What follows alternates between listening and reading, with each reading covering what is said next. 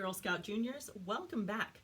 I hope you had a lot of fun exploring the first steps of digital photography. I saw some people's pictures online and they looked great. If you haven't done the first part of this badge yet, please go back and complete that first part and share your photos with your scout leader and with your family as well. So let's get started today as we finish out our second part of Digital Photographer for Juniors. Everybody, let's start with our Girl Scout pledge. On my honor, I will try to serve God and my country, to help people at all times, and to live by the Girl Scout law.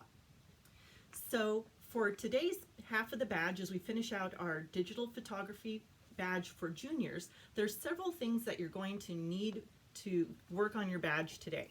So grab a pen and paper, and I'm going to let you know what those things are. So first off, we're going to need a pair of scissors. You're going to also need a variety of paper. If you have construction paper at home, that's great. Different colors. It doesn't have to be the same exact colors, but you will need some construction paper along with some just blank white paper.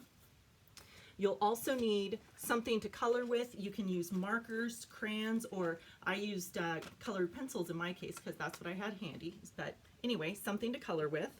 You'll also need a glue stick. And as far as photos go, as I mentioned in last week's video, there's two photos that you need for our projects today. You're going to need a photo that is one of you that you can cut out. So in this case, I've got myself and my friend Anne. I'm going to cut myself out of this photo.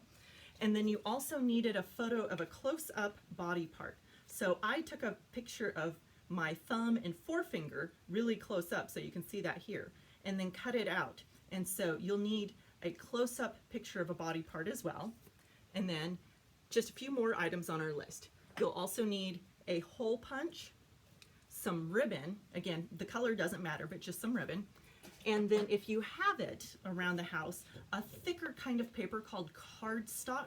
So this is thicker than construction paper or your regular printer paper. So if you have a thicker paper, that would be great. But don't worry, if you don't have cardstock, you can make do with gluing together a couple of pieces of construction paper or even a couple of pieces of printer paper. You just need something that's a little bit thicker. So go ahead and pause the video right here while you go and gather your supplies for the rest of today's badge. So last week, we explored digital photography and learned how to take different kinds of photos.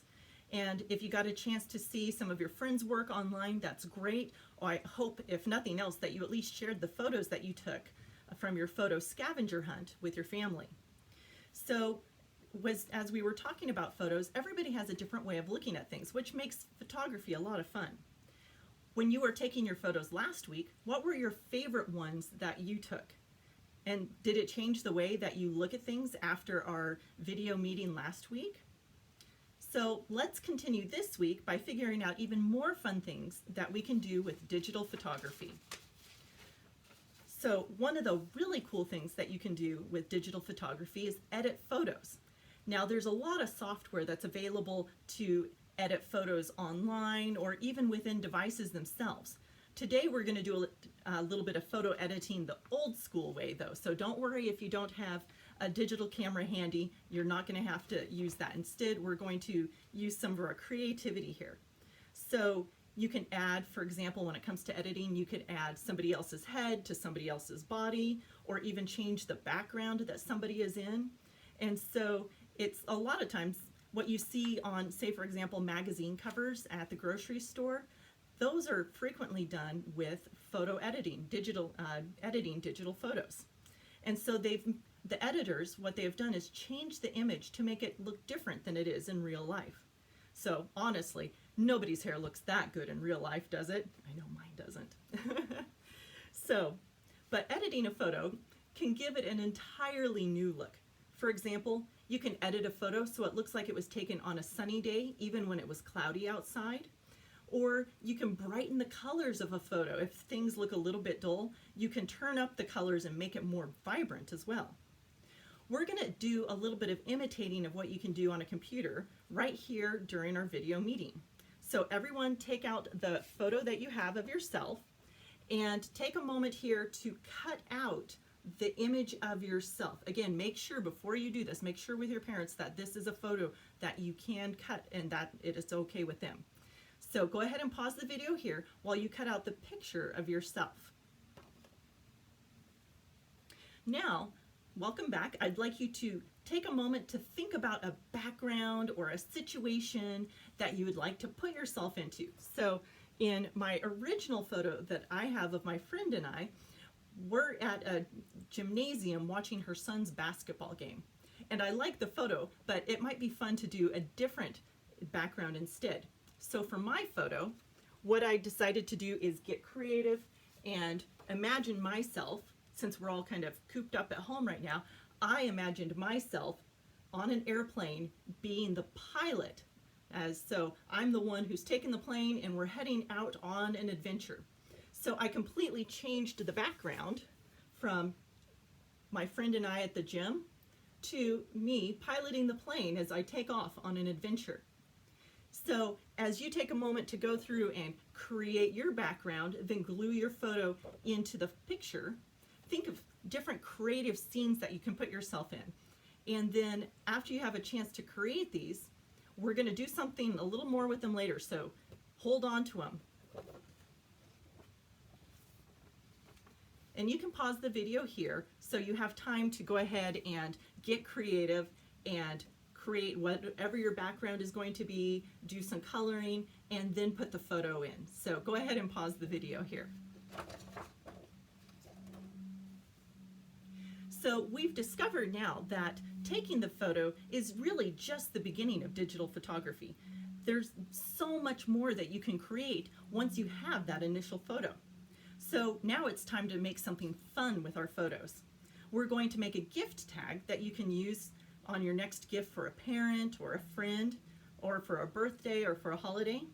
The photo will make it extra fun for the gift, on the gift, and you can even make it so that the person that you're giving the gift to, they have to guess who it's from based on just that photo that is on the tag.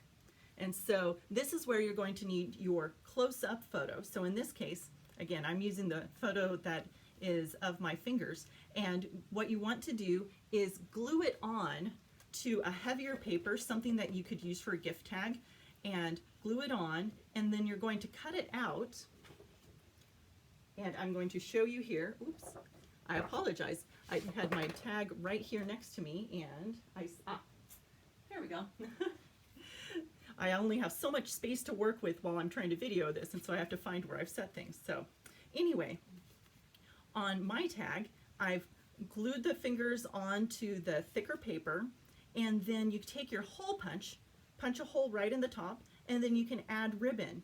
And so you can either put a little note on the back on your tag for your gift for your family member or friend and tell them who it's from, or if you want to make them guess, leave your name off the back and they can guess who who the gift is from based on the picture. So go ahead and pause the video here while you take your time to create your gift tag. Again, you're gluing your photo on to the heavier paper, putting a hole punch at the top, and then adding your ribbon. And I'll see you back here in just a moment. So looking again at photos and how we can modify them a little bit, have you ever been to a museum or even a restaurant where they have photography displayed along the walls? Many times, photographers use what is called a matte to brighten off or to show some of their photo even more. The colors of the matte that are around the photo often make the photo easier to see or even highlight different parts of the photo. In case you're not quite sure what I'm talking about, I've got some samples for you right here. So what we're going to use is, I've got a photo of my family that we took this past fall on a trip to Oregon. Right now I don't have any matte on it whatsoever, but using some different colors you can see what I'm talking about as far as the matte making a difference with your photo. So I cut out, and granted this is just construction paper here, so nothing too fancy, but I can put a blue matte behind the photo, and it's all right. It doesn't really highlight anything at this point, but it does give it a nice framing. If we change to some of the other colors that are represented in the photo though, you can see what a difference it makes. So say for example, if I decide to put green behind the photo, now it starts to pop out a little bit more, and you can see with the colors and the contrast of the green, and it even picks up some of the green of my husband's jacket. Or what if I do red? I can add red, and all of a sudden the red tree with the fall colors in the background really jumps out at you. So using a mat with your photo can make a huge difference as well. And so whatever you decide to do, what I'd like you to try is to find a mat, so a piece of construction paper that you can use to go with your edited photo and your background that you've created. As we close now our Digital Photographer Badge meeting, remember that one of the coolest parts of photography is that everyone sees things differently. We want to make sure that you share your photos and your view with the world. So what you can do at this point is tape your edited drawing that you have onto the mat that you've chosen. In this case, I've chosen green to go with my airplane that I've created. And so glue those together and then find a place to hang them in your house so that everybody in your family can appreciate it.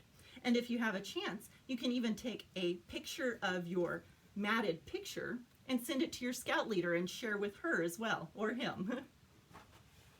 And so I invite you to continue exploring the world of digital photography together and looking at the world through new eyes as the eyes of a photographer. Have fun!